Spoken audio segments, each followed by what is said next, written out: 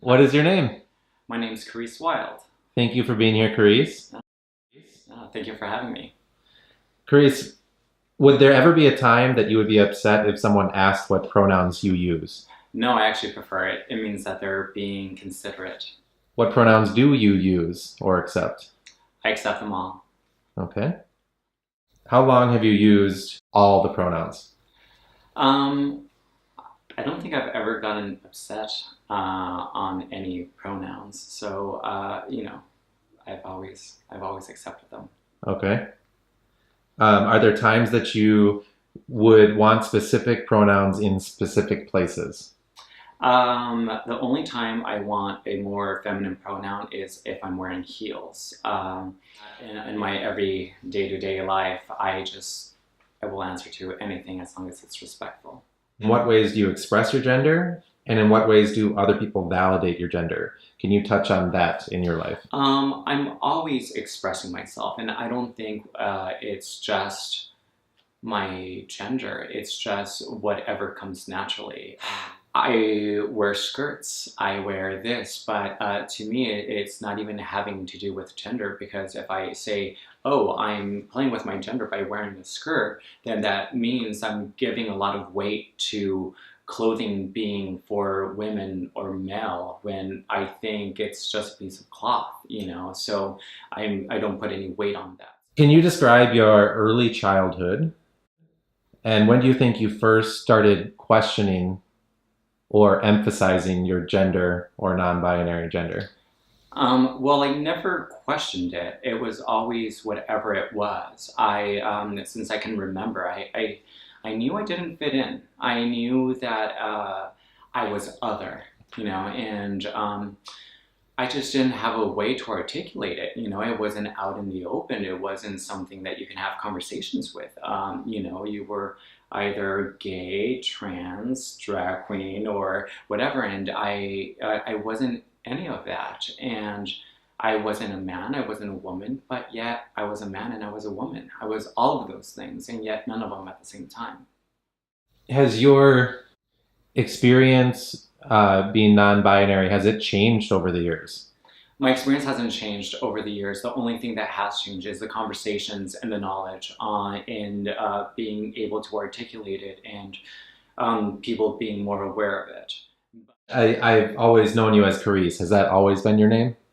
So my first name, which I've never been ashamed of giving out, was James. My middle name's Karis. It's a Greek name and it means grace, love, and mercy. And even throughout my life, all of the adversity I've had to deal with, I still found grace, love, and mercy in my life.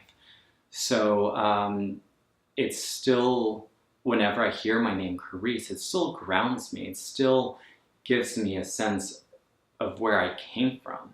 And although I no longer identify as James, it's still a nice reminder of knowing the struggles that I have to go through to be here now.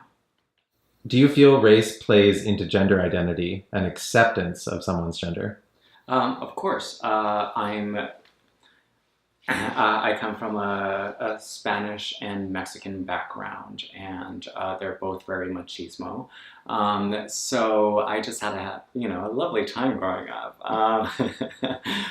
It was really hard getting accepted, and the Black community has a really awful time accepting queer people. So yes, it definitely plays a part in it.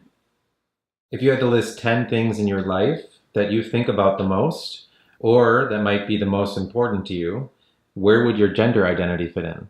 So 10 would be the thing that you think about The most. every second of your day or that you want in life.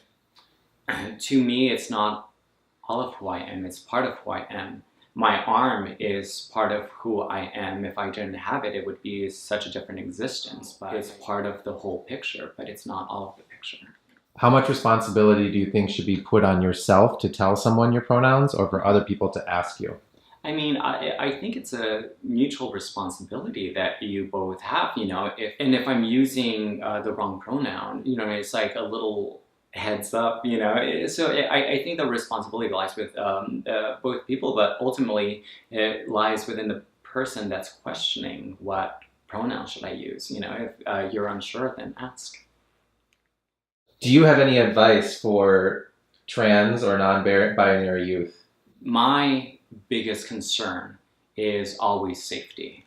And unless, you never know how your parents are going to react. And unless you're able to take care of yourself, it's just really just be careful, And I've known so many people that, they've had such tragedies coming out to their parents or the people around them. Yeah, I guess I'm a little bit old school when I come to those things. There's so many people like, yeah, just do whatever you want. But to me, it's like, it has such a big impact on safety sometimes. Do you have any advice for parents that have children who are questioning their gender? A parent came up to me and wanted to get to know me and wanted to know how to deal with their child that was non-binary. And I got to the root of like what the fear was, because they're so, are you being homophobic? Are you not wanting, your boy to be more feminine? Is there, or are there other things? And he thought about it for a really long time, and he just responded with like, I just don't want him to get AIDS, which, whether, and I'm like, well, you do know that he could get it even if he was straight, it's like, this is not just a one group thing. And then, he just thought about it, and I'm like, you can take PrEP now, you can do so many other things. So really, I think identifying what your issue with it is, and then just educate yourself on that. The last question that I ask everyone is, do you have anything else to say to the community or anyone else watching? Yeah, I just wanted to touch on the fact that I love that we're talking about non-binary, them, they. I mean, I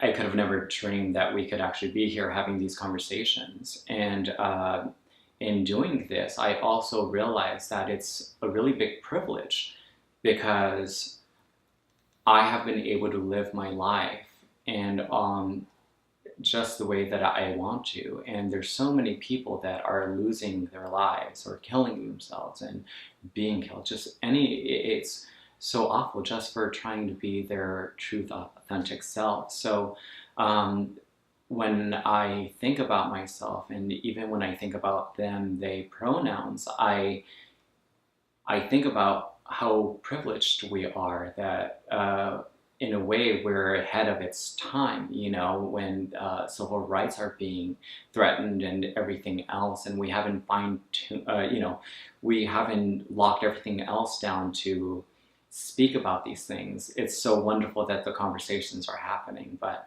I like to really acknowledge how privileged I am.